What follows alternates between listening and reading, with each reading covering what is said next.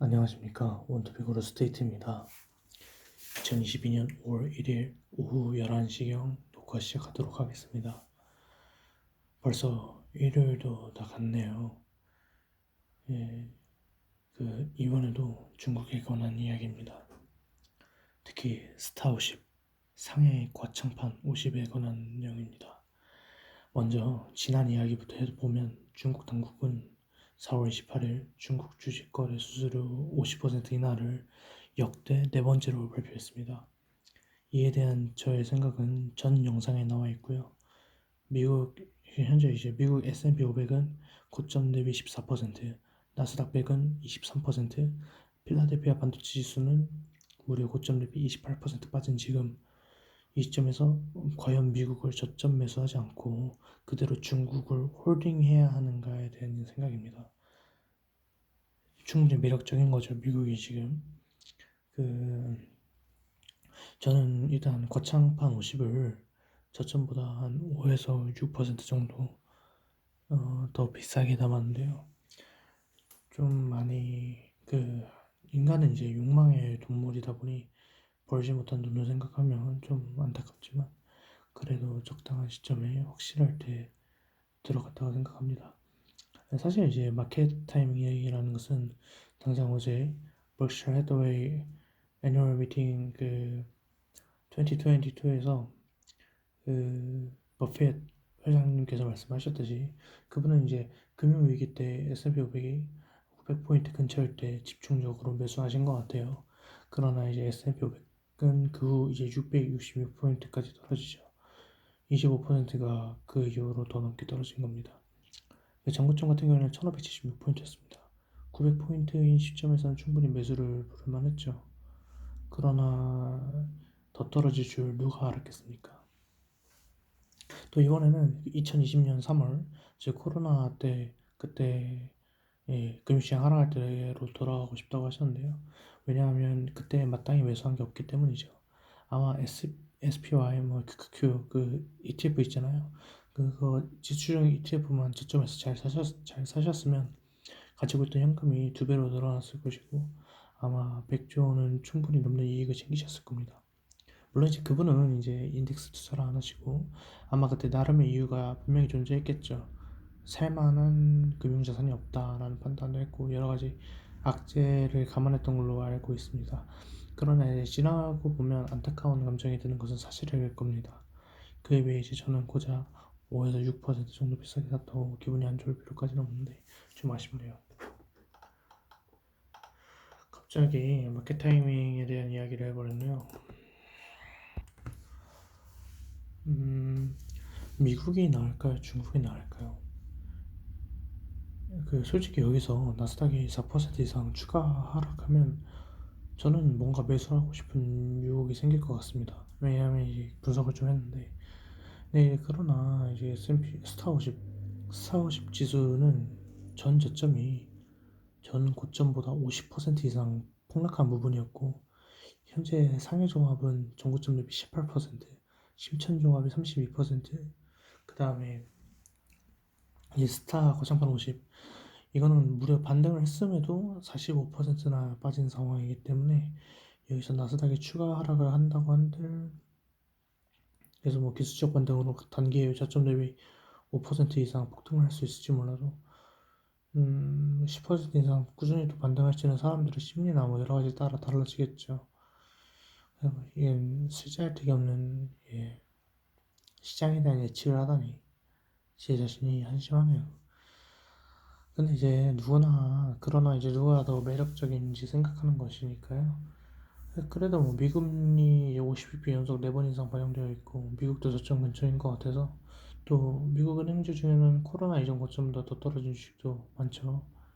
근데 또 중국은 5개월 동안 정말 말도 안 되는 약세장을 보였습니다. 그래서 제가 보기 심리, 호재, 그 다음 정부 여도, 가격 매력, 그 다음에 우라카이군요의 그 증시 사계절 모두 중국이 우세하다고 봅니다. 이번에 제가 본 정치국의 키포인트 이거 말씀드렸는지 잘 모르겠는데 그 경제 살리기랑 부동산 규제 완화, 그 다음에 플랫폼 규제 완화였고 이건 모두 이제 투심 회복의 직결단입니다. 아주 좋습니다. 직결단이 나쁜 거죠. 아주 좋은 겁니다.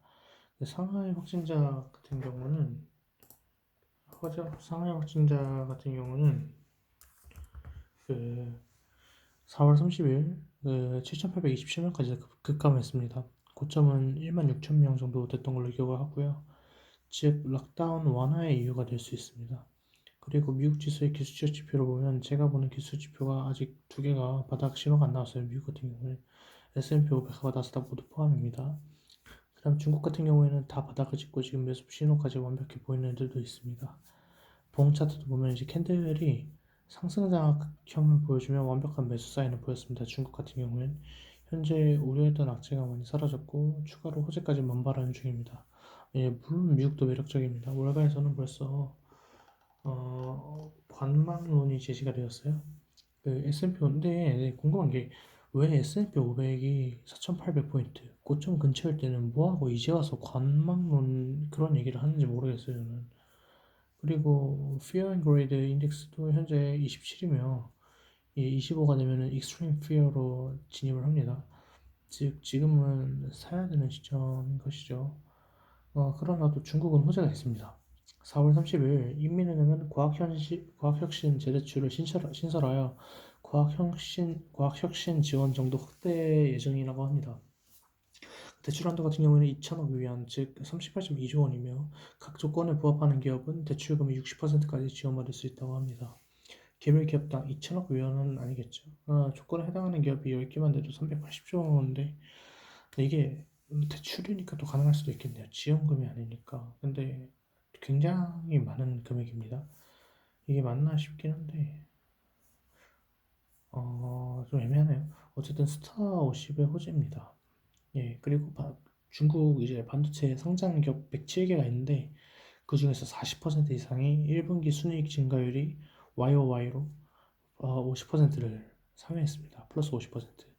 그리고 또 시진핑은 4월 30일 시진핑 주석이죠. 시진핑 주석은 4월 30일 정치국 회의 완료 후 집단 학습과 중요 칼럼을 통해 과학기술 강국 건설과 과학기술 자립자강 실현 그리고 자본시장의 법치와 건강발전 두 가지 메시지를 강조했습니다.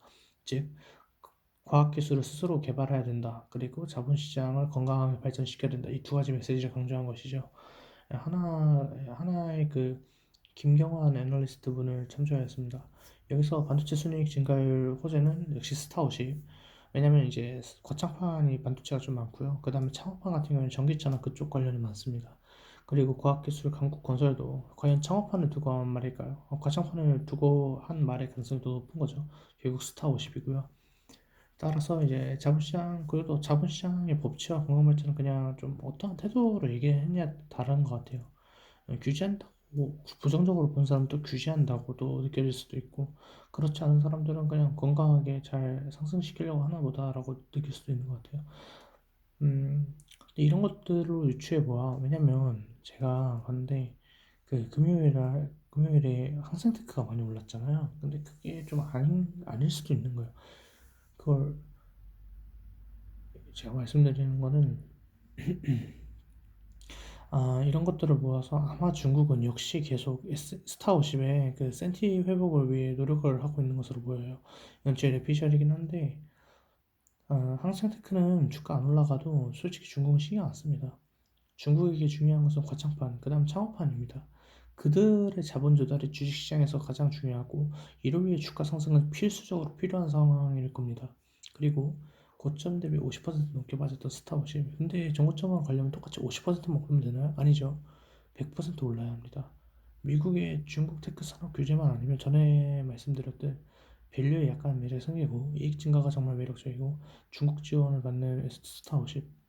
이게 지금 너무 옹호하는 것 같아서 매수 추천처럼 보일 수도 있지만 지금 한국 사람들은 어쩌면 가장 좋은 때를 놓치는 것이 아닐까.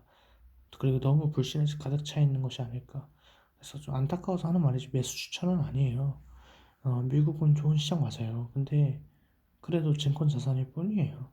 사는 사람이 결국 비싸게 더 사줘야 되고 그런 관점에서 본다면 그리고 이번에 인민은행하고 중국 정부의 꽤 강한 완화적인 정책과 그리고 이번 4월 29일 정치국 회의를 통해 제2차 부양책을 선포한 것으로 저는 보는데 그럼 과연 후에 이게 중국 주식시장의 과열로 이어지지 않을까 싶네요. 마치 이제 9.11 테러 이후 리번 사태가 일어난 미국처럼 말이죠. 이건 뭐 100% 내피셜입니다, 당연히. 그리고 절대 매수 추천 아니고요. 그래서 저는 그냥 제목대로입니다. 저점에서 산 거 물고 놔줄 생각 없다. 물론 이제 상황이 바뀌면 뭐 예를 들어 중국 정부의 다시금 기업들 통제하는 거라든가 아니면 또 경제 봉쇄를 한다던가. 근데 지금 시점에서 만약에 경제를 괴롭히기 매우 어려워 보여요. 저는 여기서 한 번만 더 경기를 괴롭혔다간 중국 올해 GDP 성장률 5.5% 절대 달성 못해요. 99.9% 확률로 달성 못해요. 그래서 전 음, 물고 놔줄 생각 없어. 그러나 놔줄 수도 있지. 입니다. 절대 매수 추천 아니고요. 매도 추천도 아니고요. 투자는 개인 스스로 판단하셔야 실력도 증진, 결과도 좋아집니다. 제 말은 그냥 참고만 하세요. 예. 자, 이번 주 잘 보내시고요. 그래서 본 영상은 매수 추천이 아니며 투자의 책임은 투자자 본인에게 귀속됨을 밝힙니다. 이번 주도 행복하게 보내십시오.